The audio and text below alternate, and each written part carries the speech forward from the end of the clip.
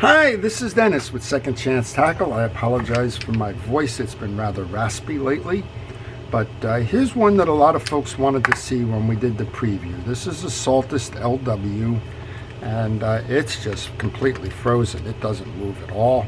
You cannot move the free spool line, and everything is just totally jammed. That usually means that there's a problem inside that has to do with gearing. And from my experiences, a lot of time that gearing issue is with the frozen pinion gear locked onto the spool. And we're going to see. We're going to take it off, see what we can do, and hopefully get this reel fishing again. So this one came in from Peter down in Florida, and I didn't get a lot behind it other than it's, well, just what I told you. Yeah, it's kind of stuck. So we're going to start by taking off our exterior pieces and parts. When I take them off, I put them into a parts tray. I use the bottom of a fast food container, and that parts tray helps me to keep myself organized for them. And whatever organization you use, make sure that you keep them central so that when you go to reinstall, you know where they are. I like the one that has the two sections to the fast food tray because, well, it gives you more corners to put the pieces in. We're going to continue taking off the exterior pieces and parts. We're going to remove the handle. Notice behind the handle there's a little collar and spacer. And as I do this, I want to encourage you all to subscribe to my channel if you like the art of fishing reel repair as an art or a hobby. And I would encourage you to hit the notification button in addition to that, just because that will let you know when I'm publishing my videos, and you can determine if that's a video you want to see. The next off was the star adjuster. Then there is a flat washer, and then there is a click washer, which gives you that click, click, click that you heard earlier. And then there are at least one, if not two, tension washers, which kind of help you to adjust the feel of the star adjuster. And then there's a bearing shield, followed by a bearing. I don't know if the bearing will come out on this one. All right, well, this reminds me to tell you at this point to take pictures along the way. You can also go to the internet and get a schematic. That would be helpful as well. But that'll give you the sequence of the pieces and the parts that we just took off, so that when you go to reinstall, you know where they are. Okay, well, I'm checking the back here. That's what I like to do first as a general thing. I want to make sure there's no screws back there. So it looks like we have 1, 2, 3, 4, 5 screws to remove in order to remove the side plate here. And that's going to tell us everything. Once we get done with taking those 5 screws out, well, we're going to find out what's jamming this reel up. Because this reel's a line counter. I don't think it has anything to do with the line counter, so I'm going to pose as a hypothesis that the issue on this reel is in the gearing, and if I could be so bold as to say that we've got a frozen gear on the spool. Well, these are coming out pretty good. I think these are stainless screws. I'll use a flat-bladed screwdriver for this. If you were having trouble taking these screws out, I would recommend that you spray them with some penetrating oil and walk away from the reel for a moment or two. That penetrating oil would help to dissolve any salts and the like that may be clogging the threads and channels. But these are coming out okay. If you feel like you've got to put an unusual amount of torque or tension onto a screw, don't risk breaking it. Try the penetrating oil approach first. Well, as you're noticing, I'm laying all of these screws on my bench board here. I'm doing that so that I can make sure that they're all the same size, length, thread patterns, etc. Because if they're not, I want to notice where the odd one out or two out is, and mark those locations for reinstall. All of these have a little bit of salt on the bottom of them. in those thread patterns. So I'm just going to take that penetrating oil now, just kind of get it into the threads. And then I'm going to just grab a paper towel, grab the screws, work it around, and place them into my parts tray. Well, that should enable us to remove the side plate now.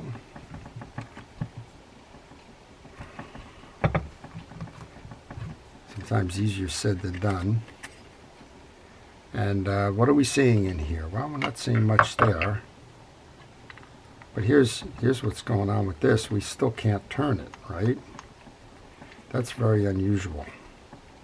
Well, we're going to take that whole main gear assembly off. This is a process of elimination. We're going to see if we can turn the reel without.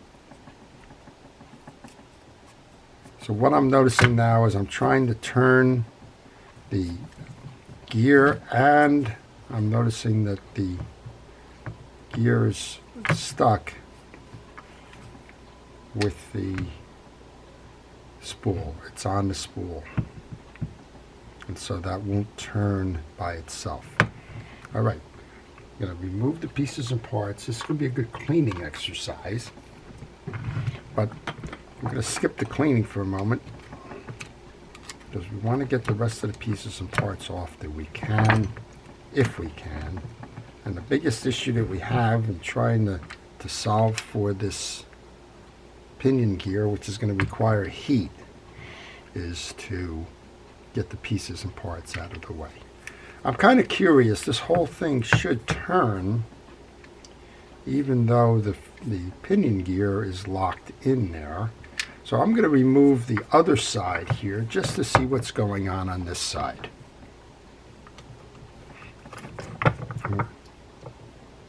Notice how the stack comes together on the back of this.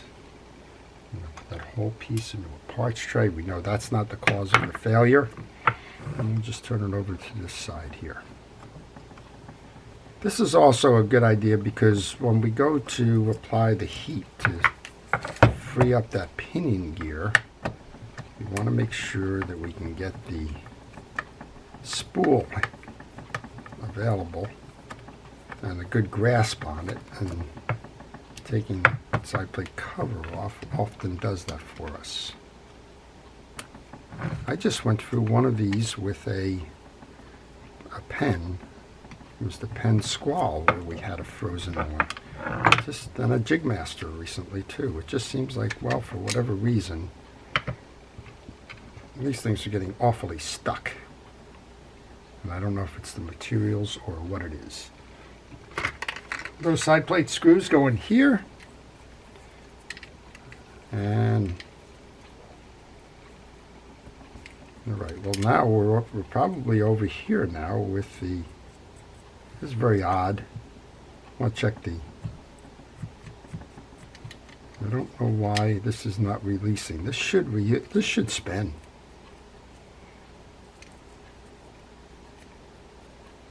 I'm not sure why it's not allowing it to spin. I know why it's allowing it not to come out.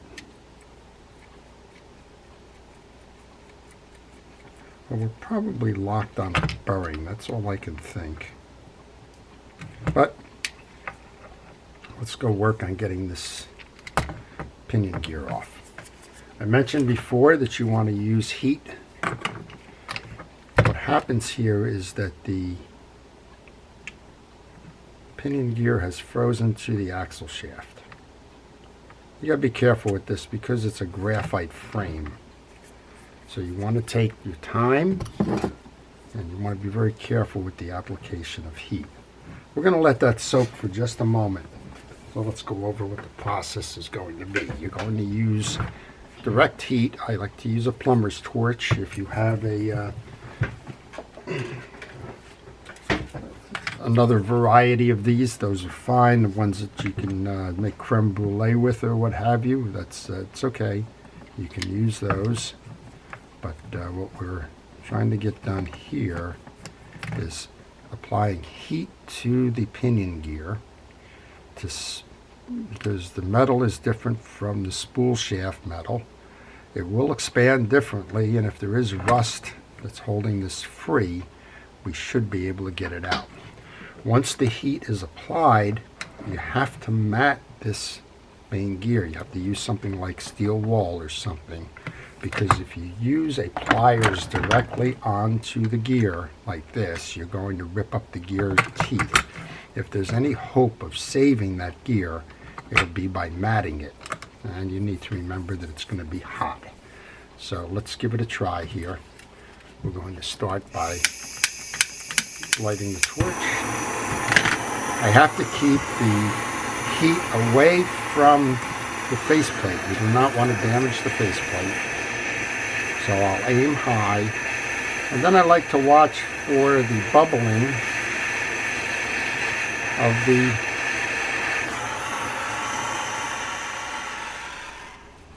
If you watch for the bubbling of the penetrating oil you just put in there, well, that's usually a good indication. And then what we can do is we can cool it down, and we can also re-lubricate it with some more of that penetrating oil. All right, now it's time to wrap that.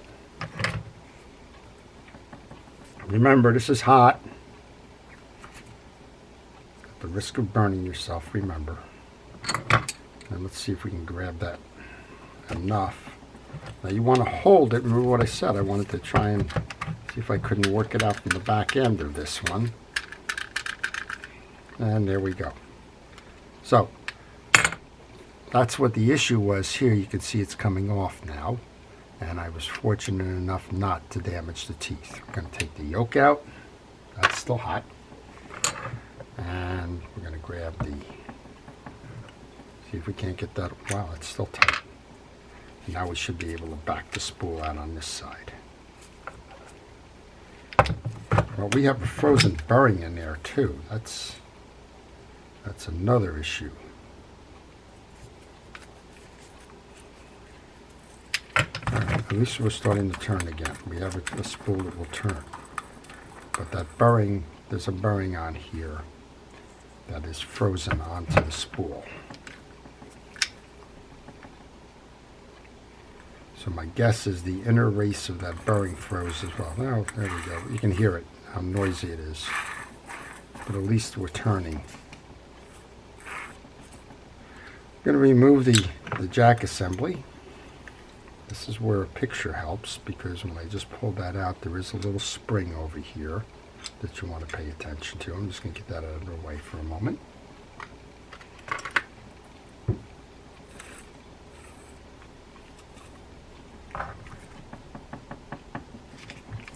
And while one side of this is a little tight, that heat seems to have freed up the other part. Okay, we're just going to set this aside for a moment. I'm going to throw some more oil into the bearing here. I'm going to go pull the schematic for this. I just think that we've got a bearing sitting there that's frozen onto the race of the spool in addition to the spool itself. Notice that as you did that, this is clear again. And I'm sure that when we do this again, we're going to have a fully operational free spool. This is one of those things that if you didn't take a picture of it, you would never find the little hole where that spring goes here. So always a good thing to check and take pictures of your work as you're doing it. That's kind of crazy. It really did hide that nicely. Okay. All right, we'll be back. Okay, took a quick look at the schematic. There is a bearing here. So I'm just going to try centering this on my desk and pushing down, seeing if I can't push that spool out. Yep, there you go. All right. So the spool is out, and we have a bearing that is turning but locked on the inner ring. So that was kind of what my thought was going to be about that. Let's see if we can get this bearing off. Probably not, or at least not easily. And I'm afraid this thing probably will break, which is okay. It needs to be replaced that way. I'm walking this off, or trying to walk this off, by just spending enough energy underneath on the lever point here to, it's walking up. It's hard probably to see. It is walking up. And what you want to do if you don't have a bearing puller, like I don't have a bearing puller, you can see all the rust coming out of this. This bearing is shot. But the reel isn't. The reel will live on. It just takes a lot of patience. I think the inner ring eventually is going to break out of this. So if you have any questions on this reel or any reel in particular while we're kind of being patient about getting this bearing off, please leave them in the comments section. I will try to answer those questions for you. There's your bearing. And you can see all of the rust and the like on the shaft of this spool. All right. Well, what have we done so far? We've identified the cause of the issue. The cause of the issue was twofold. It was a frozen pinion gear on the shaft, and it was a frozen bearing behind it. So salt intrusion is no question is the cause of the issue. What's the resolution now? Well, we got to go get another bearing. That's for certain. You can see as we look inside the case here, there is a lot of debris in here that's salt related and the like. For example, up there, some sand and the like. That probably didn't cause the overall trauma to the reel, but left unattended to, the salt water froze the pinion gear to the shaft and seized the bearing onto the shaft as well, causing the spool not to turn. All right, well, I've got to order a bearing before I can complete the service on this, so let's call this one for now a tuition reel on why fishing reels fail. And when I get the parts all set, I'm going to come back and put this together and make sure that it has a second chance. So I hope you've enjoyed that. It's always interesting to find out why they fail. It's even more interesting to find out how to service them and get them back going again. And hopefully I'll be able to provide a follow-up on this one that enables us to see this reel back in action. So I hope you've enjoyed it. To our first responders and essential personnel, thank you for everything it is that you do. To everyone, please stay safe, stay well, and stay watching. This is Dennis with Second Chance Tackle. Have a great day.